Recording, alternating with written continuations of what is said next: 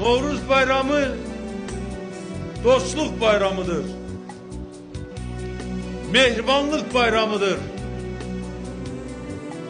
Meneviyat bayramıdır.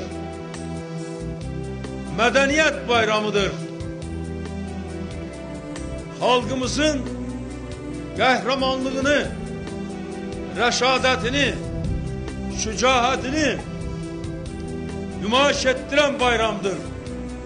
Novruz bayramı hemşe bizim halkımızı birbirine daha da sık birleştirip hemşe bizim insanlarımız arasında dostluk, mehribanlık alakalar yaratıp hemşe insanları birbirine dost etmeye çalışıptır.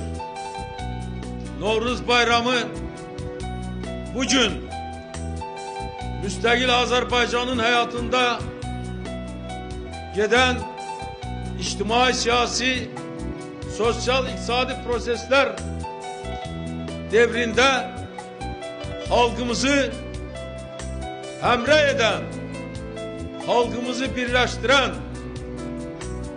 halkımızı yektil eden bayramdır.